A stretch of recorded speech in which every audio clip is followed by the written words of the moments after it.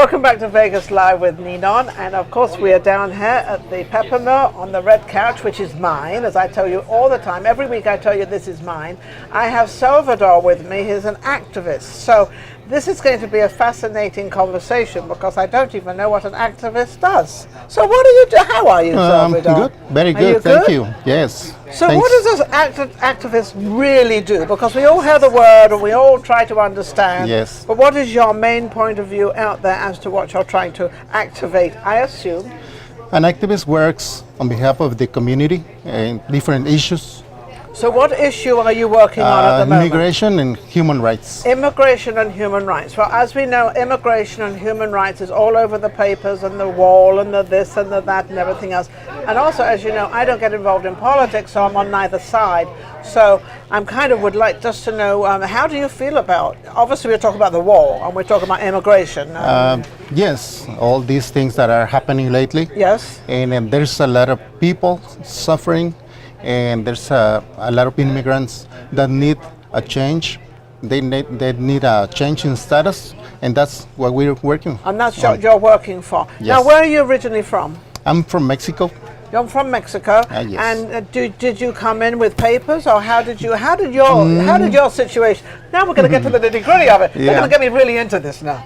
Okay, I don't know if it's good or bad, but anyway, here we go. How did you get in? Actually, I came here undocumented. Undocumented. I was 16-year-old when I came here so you were underage. to this country. Okay. No, and then I became a resident, legal, and then I'm a U.S. citizen now. You're a U.S. citizen, so you actually did it the right way but the wrong way, because you came to, so did your mum and dad come in without papers, or did you just come in alone at 16? I came alone by myself. Oh, you see, I love this. I love the guts.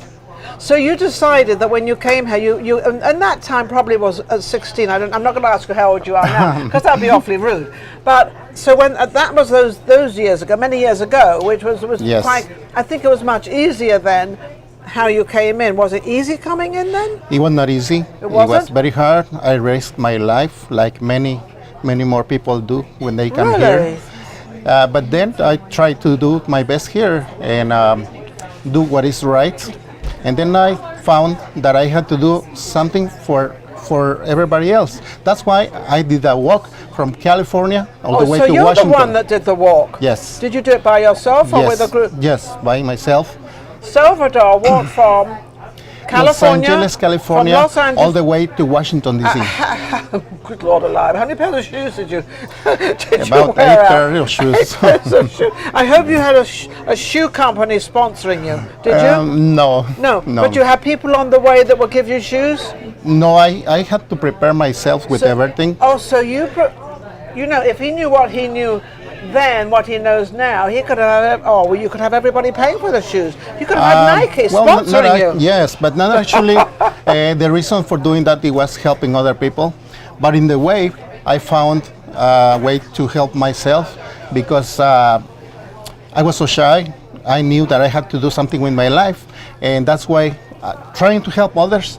On the way, I became a U.S. citizen. So you became a U.S. I had citizen. to come back to Las Vegas. What year was that? It was 2010. 2010, yes. You walked from California, Los Angeles, all the way to Washington. Yes. And what was your meaning? What was your main object that you wanted to carry this great long journey? And 12 pairs of shoes later, what was the message that you wanted to take to Washington just on your own by yourself? Because obviously it was by yourself. First of all, it was to raise awareness on this immigration issue. Okay. But on the way, I found that there is a bigger reason, which is that all immigrants, we have to unite ourselves so we can show our power and we can accomplish things together. Now, are you talking about immigrants with papers or without papers? I call them papers. All of them. All of them. So you want the papers undocumented, and documented. Yes. If you all get together, if you become closer. Now, I think this is just only hearsay because I'm not really, much on this. But I think if you got all the problem is the people that have got the green cards or they're citizens, they're afraid that the people coming in are going to take their jobs away. Yes. So this is why I think why you don't probably get together. I'm not sure what I'm saying is right, but this is just what I think, is the people without papers, the ones that have papers don't want them involved with them because they're not going to have the job. Yes, but there's enough jobs, isn't there? Yeah, but everybody have the same opportunities, so that shouldn't be But happening. the people that spent all that time getting their green cards or becoming a citizen did a lot of work for that. Like me. Yeah, you did a lot of work for but that. I came the same way. Same way. So there should be work for everybody. And, so you feel that and if we should let them all in? Yes. Do you think we should let everybody in? Yes, of course. Everybody? Yes. Okay. I mean, we're talking about 7,000. We're talking about 7,000, 10,000. Just to all come in at one time? Because if they come here, there should be work for everybody.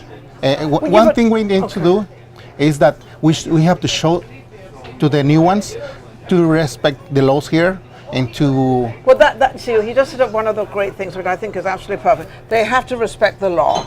Yes. And if you respect the law, in other words, what you're saying is if you come in here without papers and you actually present yourself to wherever you have to present yourself and let them know you don't have papers and you need their help, can they do that? Can you repeat that question? I said if they come into the country illegally. Yes. And so they actually go to wherever they have to go to, which is immigration, I would imagine, and ask for help to get the right credentials to become a citizen. If it's possible, but right now there's no way to do that. That's why the immigration, it's.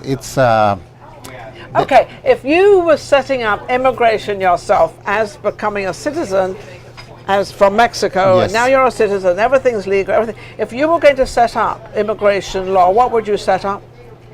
A change in the laws. Change the laws? So well, that's fine. We when can say that. somebody's here, change to what? When somebody's no, here, they're not in yet. They're not in. They're this side, and Mexico's here, and United States. What would you do different? So let them in, or how would you guide them to come in? Because it's hard for somebody in Mexico or other countries to apply to come here legally. It's not easy. It's very hard. So what he's saying is it's hard for them to get all the credentials in their own country. So they're relying on coming into America without papers to get the legal papers. Just like me. Just like you. Yes. Do you think everybody's like you coming across? Do you think they've got the same intention or what? No. Everybody's different. But when we come here, if you have the chance to become a U.S. citizen like me, you have to do it. Yes, but I think, I have to say that you were very honorable. Maybe because she was shy, I don't know where.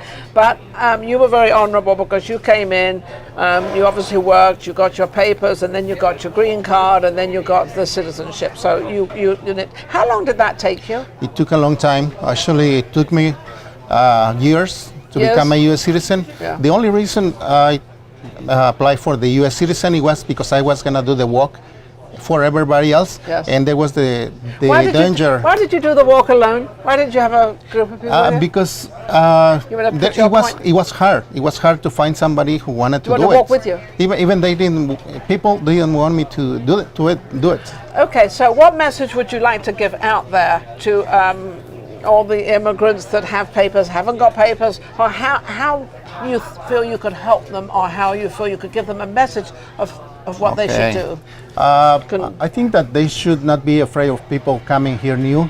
We have to get all together, the people who doesn't have documents and the people who have residence and the U.S. citizens. We have to come all together so we can have all the respect and all the benefits that we can have in this country, but we also have to do the right thing and do great things for this country too, like everybody has done before. Well, that's a nice message.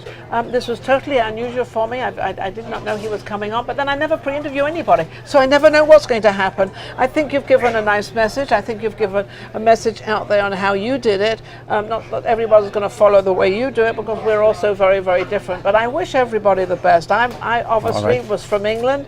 I got my green card and then I got my citizenship, and I did it how my father and my family brought me up to do things. So I may have done it a little different way, but at the same time, in those days, it was probably a little easier. I don't know. I'm not in this thing at the moment. All right. But I think I love you coming on. At least right. we've heard a voice from somebody from the other side of how he did it and what he did. And maybe next time I'll talk to you about something that I did harder than walking cross country. What was that? I did 4 fasts or Fasts? Yes, fasts. Fast of They are food. How long? fast. How long were The they? longest one it was 70 days. 70 So, days. but without that food? could be Water. for the next time. Water. Water only, lemon, and a little bit of honey. And a little, honey did it. 4 times. Honey kept it. 4 times you did that. 4 times. Oh my goodness. In the So last 4 that years. sounds like another show on its own. Yeah. And unfortunately, you know, we've. But I think talking about the immigration is fascinating to me because I love to hear people's different, you know, how they think, how they feel, and where they're going with it all. I mean, this is a very sort of, you know, all over the world, everybody's migrating from one place to another. Yeah. A lot of people are. So Yes. we've got a lot of things going on in our world as a whole. Thank you for watching. This has been fascinating. We'll be right back. you. Vegas Live with Ninon. Thank you.